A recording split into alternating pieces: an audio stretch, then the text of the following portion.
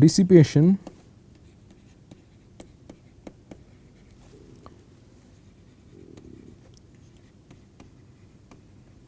and scalar transport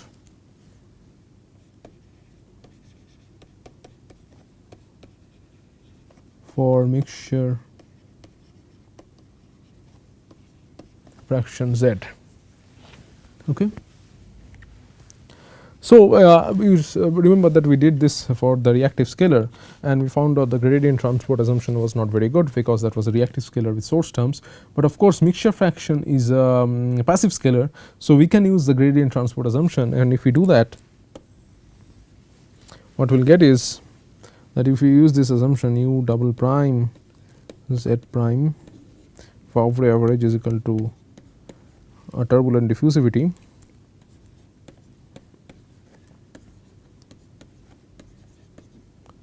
now this is of course not true, it is not ab initio, it is just a model from gradient transport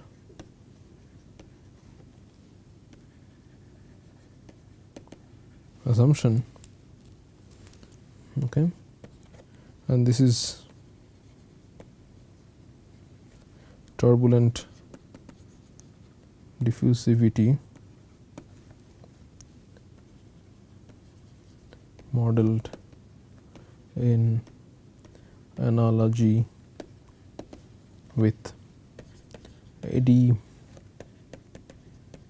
viscosity, whereas dt is equal to nu t by turbulent Schmidt number. Nu t is the turbulent eddy viscosity, and this is a turbulent Schmidt number. Okay, then one can derive an equation of mean mixture fraction. Essentially, if you can derive an equation for the y's, you can essentially derive an equation of mean mixture fraction. You can essentially derive an equation of mixture fraction, then from that you can essentially derive an equation of mean mixture fraction. Of course, here actually it can be shown that it is a conserved scalar, so essentially all the source terms cancel out.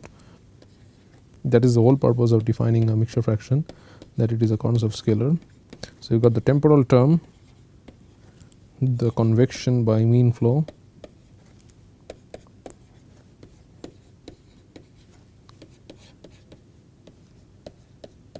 okay. So, this is just an equation of the mixture fraction is essentially another conserved scalar or a coupling function similar to that coupling function formulations that we did, okay, but it is just in terms of the scalars, okay, in terms of y of I02 etc., and essentially everything cancels out and we get left with these equations. Okay, so this is the transport, this is the essentially the equation for mean mixture fraction. Okay, of course, here we have neglected the mean molecular term, because we considered the turbulent diffusion term to be much stronger than the mean molecular diffusion.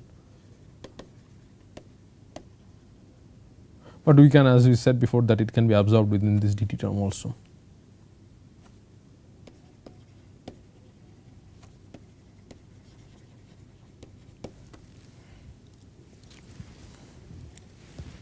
Okay. Now, we also need an equation of z prime, we will see why. So, for that first we need to derive an equation of z, we need to derive an equation of the variance of z, that is z prime square, that is this thing. But first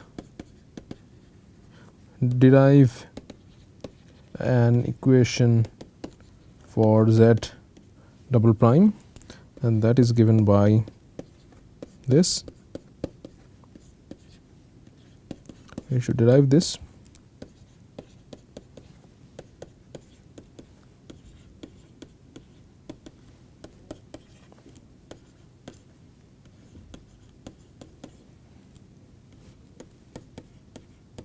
You have discussed these terms already. It is similar to this reactive scalar terms, because it emerges from the reactive scalars itself, but of course with this, so without the source term.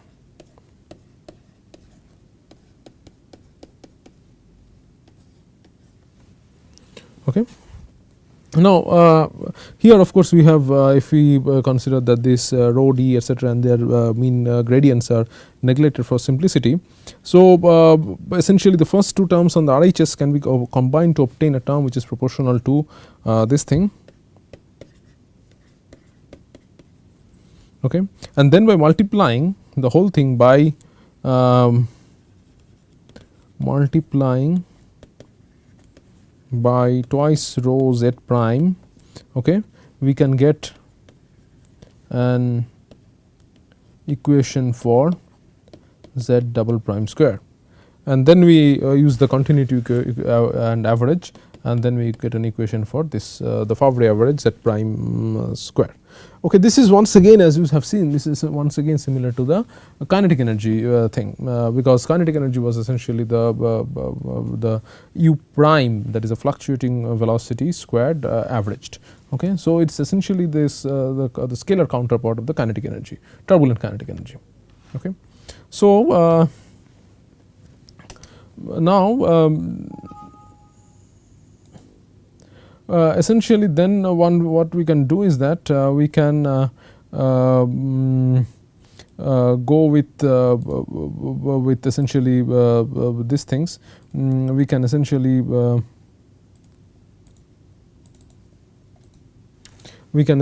go with and derive that equation.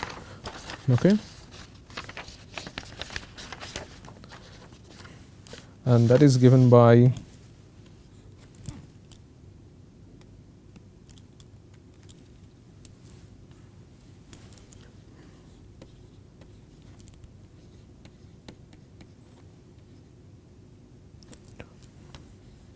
that is the equation of, this is the transport equation for z prime square Favre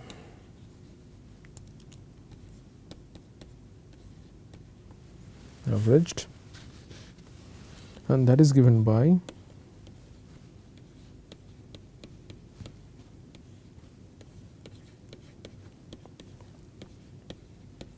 transient term, convective term,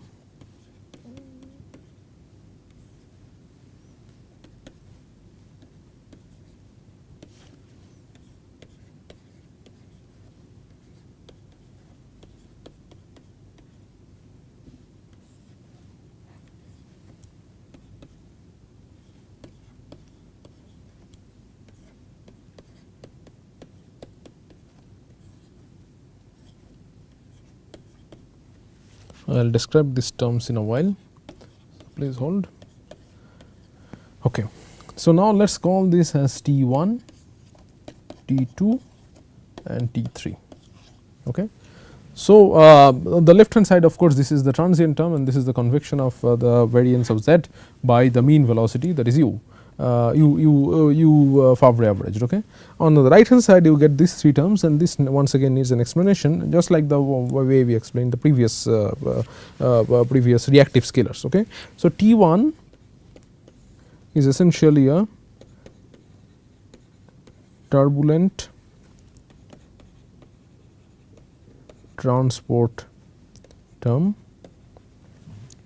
T2, you see, once again this is similar to the Reynolds stress terms. If it were in terms of velocity, this is similar to the Reynolds stress terms, and this is like the this is a tilde, of course, like the mean velocity gradient. So, here you essentially have a flux of the velocity and joint covariance of velocity fluctuation and scalar fluctuation, mixture fraction fluctuations, and that is supported with this mean mixture fraction gradient. So, this causes essentially, it can be shown that essentially this essentially causes the production of the z prime fluctuation. So, once you have these terms and non-zero, once you have this term non-zero, this essentially increases, acts as a source for z prime fluctuations. Okay. This adds to the fluctuations, and once again this will essentially be a dissipation term.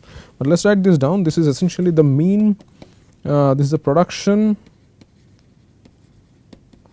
of scalar fluctuations.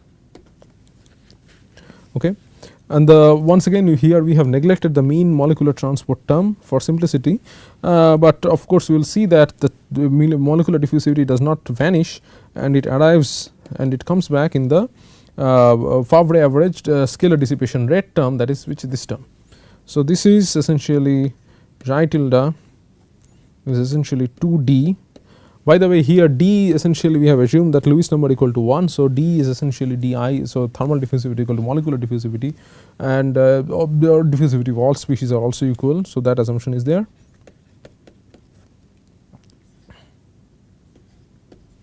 Okay. So, this is the term. Okay. Grad Z prime average times grad Z prime averaged.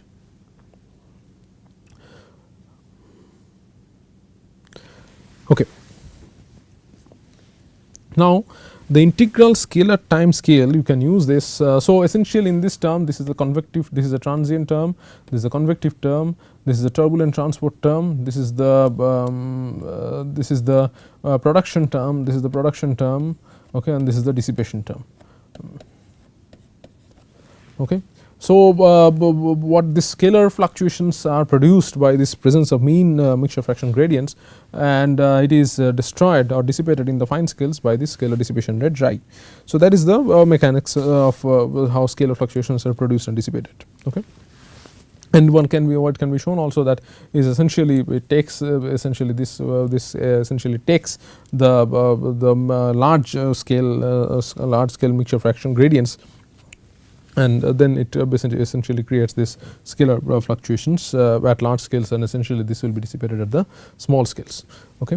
So, once again here also you will see that there is a cascade of essentially scalar fluctuations. So, now we can define an integral time scale using this as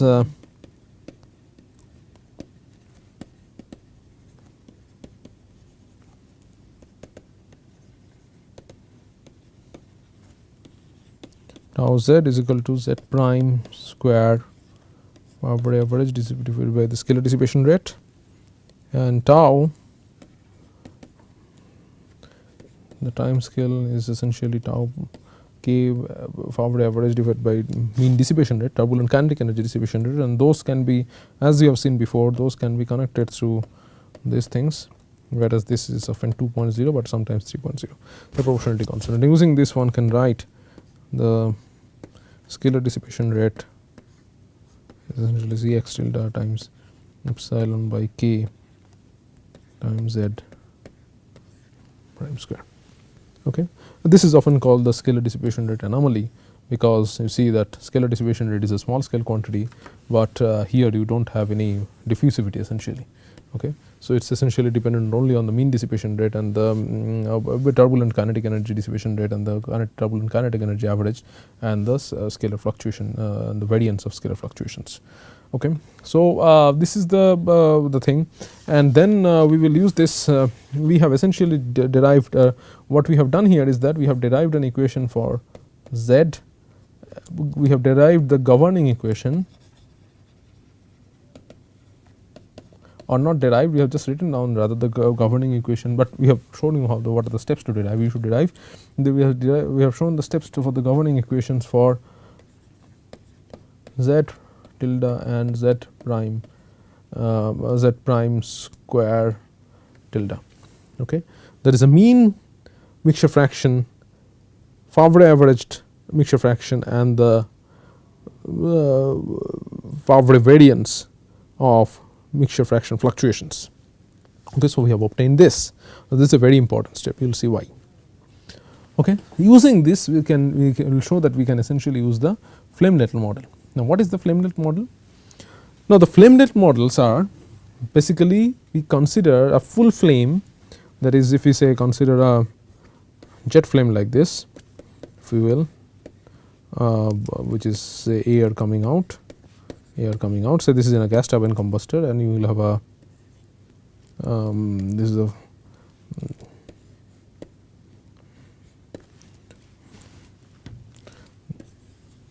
so this is a flame. So, we will see, we will consider that each of these are essentially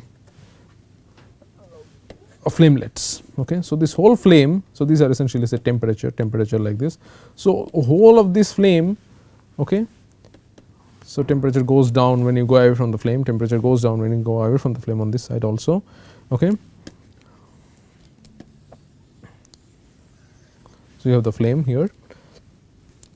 So, this whole big flame is essentially an ensemble of infinitely large number of flamelets. Okay. So, that is the idea of this flamelet model, that the whole flame is essentially composed of many flamelets, and flamelets are essentially thin reactive diffusive layers. Okay. These are essentially thin reactive diffusive layers which are embedded in an otherwise non-reacting turbulent flow field. Okay. So, otherwise the flow field is non-reacting. So, where you have got these flamelets and these are embedded in the non-reacting flow field, and the flamelet structure is justified if the thickness of the inner layer of the fuel consumption layer where the reaction layer happens, which is essentially infinitesimal small in the fast reaction limit, is much smaller than the Kolmogorov length scale. So, that the Kolmogorov length scale does not disturb your inherent flamelet structure. So, inherent flame structure, so our flamelet structure is justified only in that case. Okay. So, what we will do is that this flamelet model is essentially a combination of the we will see that is equation of z and z prime square that we have obtained, and plus this 1D chambered flame solutions that we obtained in the mixture fraction space. Okay. So, this coupled with this 1D laminar flame, okay, these are essentially our flamelets, flamelet solutions, and this gives rise to flamelet model. Okay. So, that is the whole idea behind this flamelet model.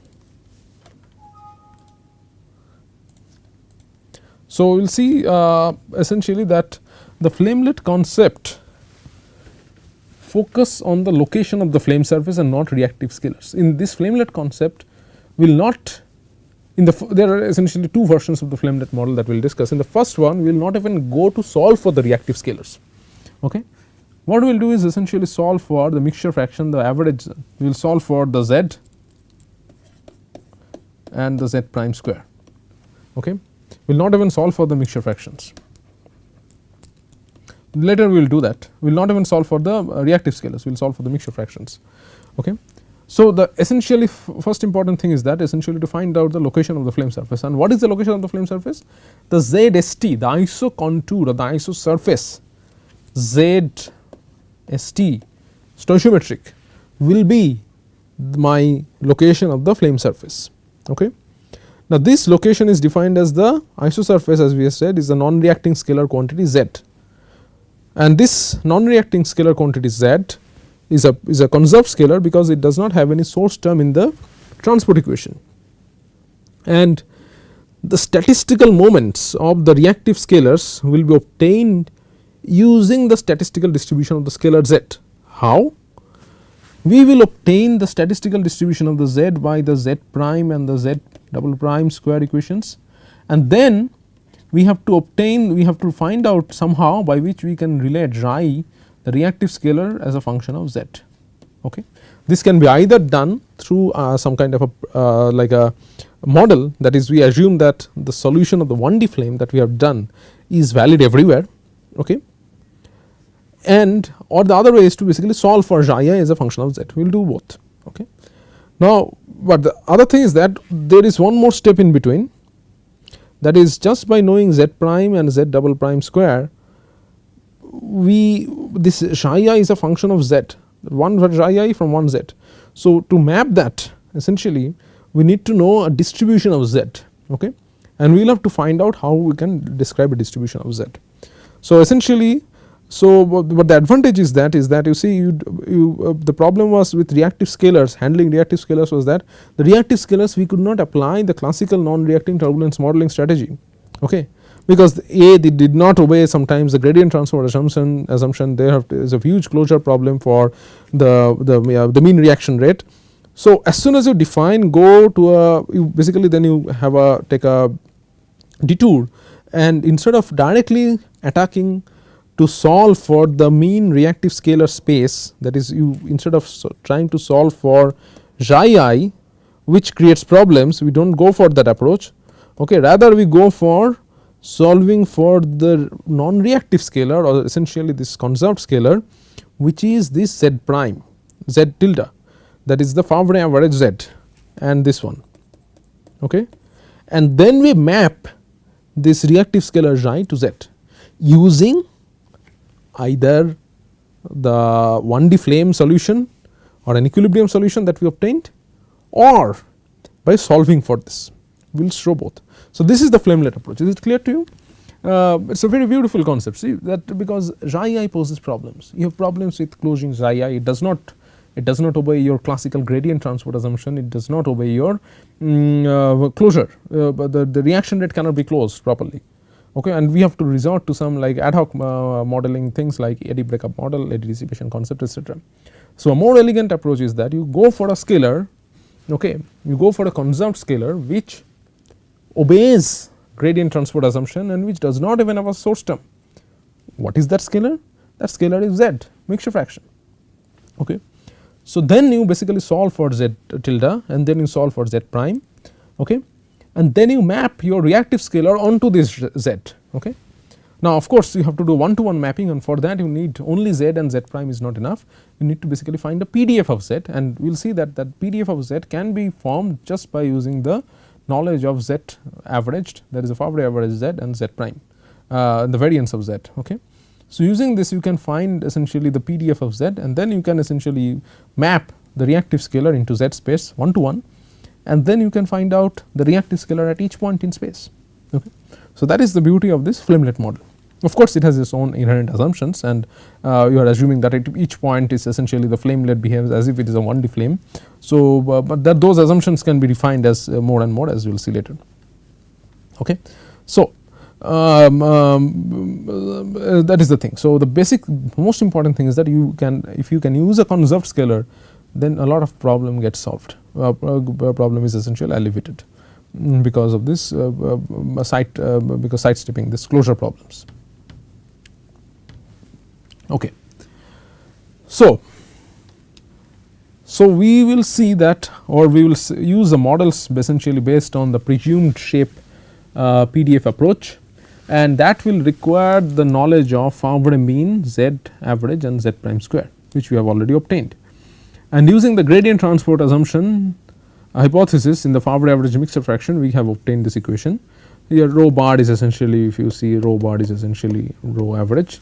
So they do not make a discrimination between these two, okay. Sometimes we use rho bar, as typically we use rho typically we use bar for time averaged and rho bar for ensemble average. So here rho bar is equal to rho angular brackets, and of course you have used the d is essentially less than dt, okay. So the equation of for z prime square is this, which we have just obtained, and now if you remember, if we go back here,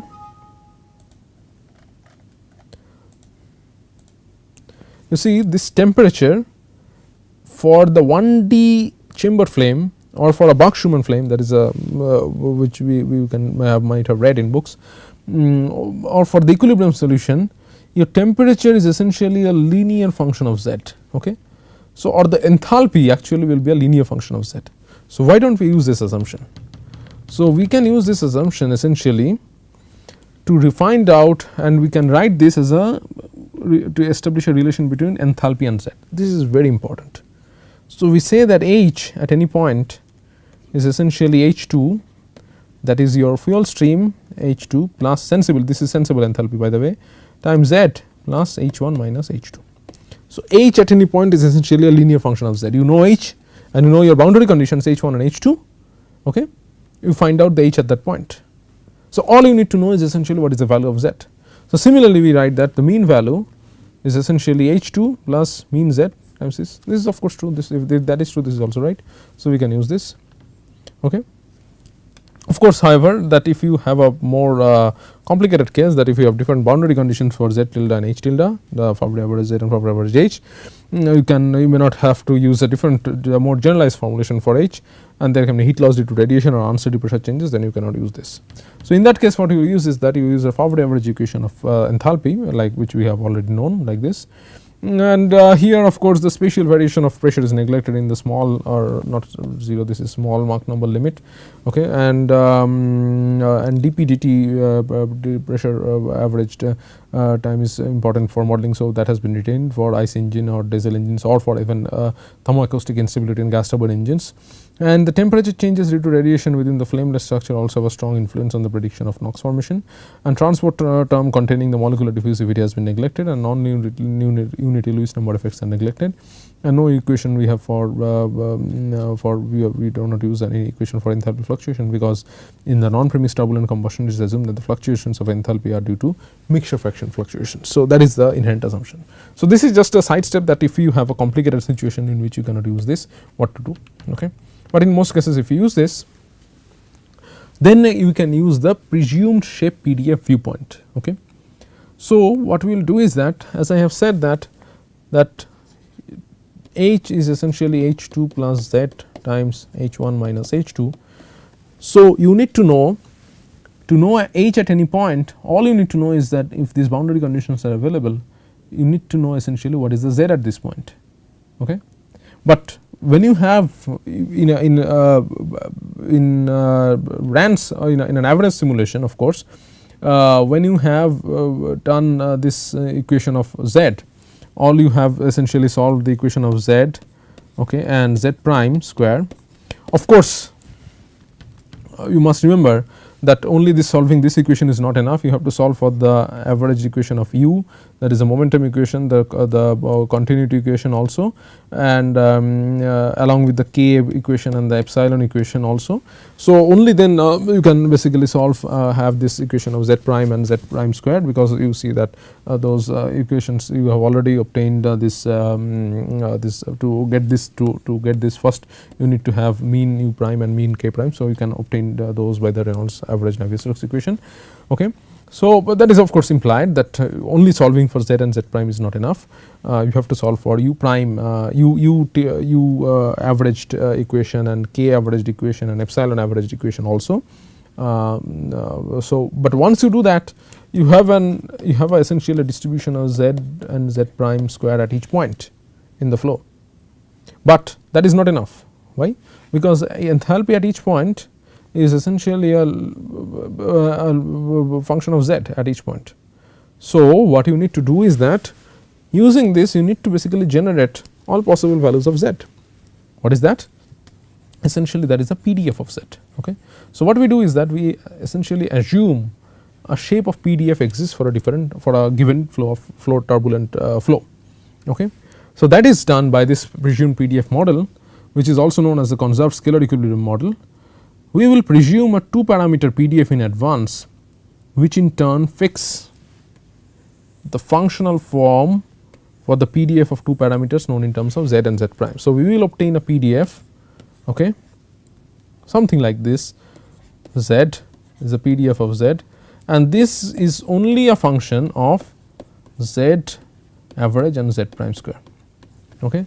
So, at each point, as soon as you know this by solving all the RANS equation, that is by solving okay, that is by solving all these equations you obtain this PDF, okay, and then you can find out the H. Now, I will just for simplicity I will just tell you the steps. So, first you solve for the continuity equation, okay, averaged continuity equation, this angular brackets mean averaged. You solve for the averaged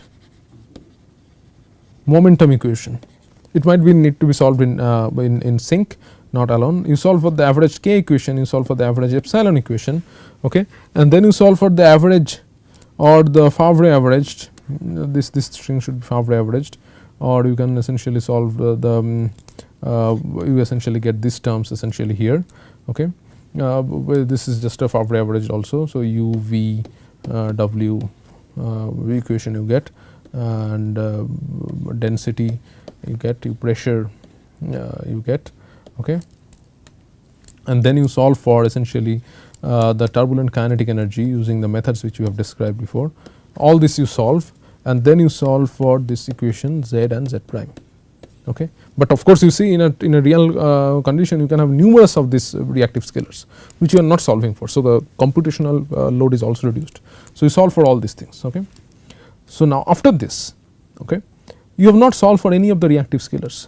So, this not solved, these governing equations to be solved, okay. Governing equations to solve this along with plus constitutive relations. We will solve this. Xi I not solve. Then how to get from this to this? That is the point of the presumed shape PDF. So, as soon as you solve this, okay. So, as soon as you solve this, what you get, you say that at each point in the flow, you know, you presume or assume a shape of a PDF of z, which is something, can be something like this, and the PDF, and this is z, and this PDF shape, say, which is f, is given by two parameters z prime and z prime square average, okay. So, at each point, now for at each point you essentially, at each point in the flow, you essentially have a PDF of z, okay. And then you, since you know that your h is equal to h 2 plus z times h 1 minus h 2, at each point you can find out the value of h given the PDF of this, okay. And then using this we will show that how you can find out the mean of h, how you can find out the mean of xi I, which you assume to be a function of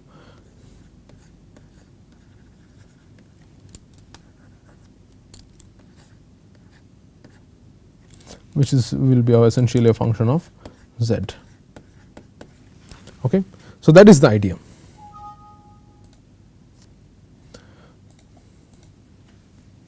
Of this presumed shape PDF approach. So, after you have solved for this z prime and z double prime, you can essentially go to the instantaneous value of z, and from the instantaneous value of z you go to h, that is the idea. So, what we typically do is that people to choose a beta function PDF is widely used as z varies between 0 and 1. So, this is the PDF form that people choose for non-premise combustion. So, this p tilde is the Favre PDF z at each point, which is given by this form. This gamma are essentially the gamma function, whereas alpha, this is, see that this is z to the mixture z is a mixture fraction to the power of alpha minus 1 times 1 minus z to the power of beta minus 1 times gamma function of alpha plus beta divided by gamma of alpha times gamma of beta, okay.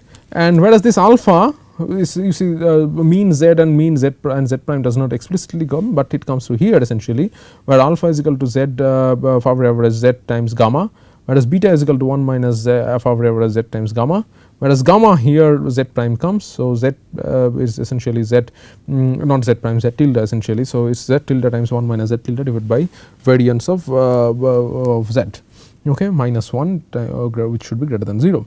So, essentially it is a function of z tilde and z prime square, okay. And this is how the different PDFs of z looks like for different values of z and gamma. So, for each point in the flow you essentially assume that there is a PDF, or for the entire flow you assume that this is there is a PDF which is given by this thing, okay. And then once you do that, okay, and these are some of the properties, that for large gamma it goes to a Gaussian, and alpha less than 1 it has a singularity as z equal to 1 which cannot be taken, and for gamma beta greater than 1 it has a singularity as z equal to 1, okay.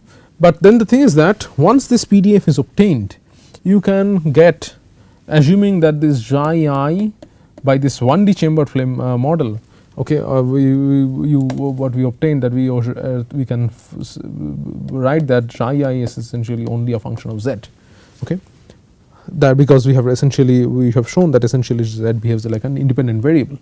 So, using this presumed shape PDF approach, the mean of any reactive scalar is essentially a function of z, as we have shown in the 1D chambered flame calculations, and can be calculated as this xi tilde or this Fabre average xi at any point x in t is essentially integral 0 to 1, which is the p mean definition of from how to obtain a PDF is essentially xi I z times this p tilde z x t times dz. This is an exact equation actually. Okay, so there is, as long as this is only a function of z. So mean density also be calculated something in a similar manner. So you see that the conserved scalar model for non-premise combustion is formulated using 1 to 5, and the Bach-Schumann or the 1D chambered flame solution.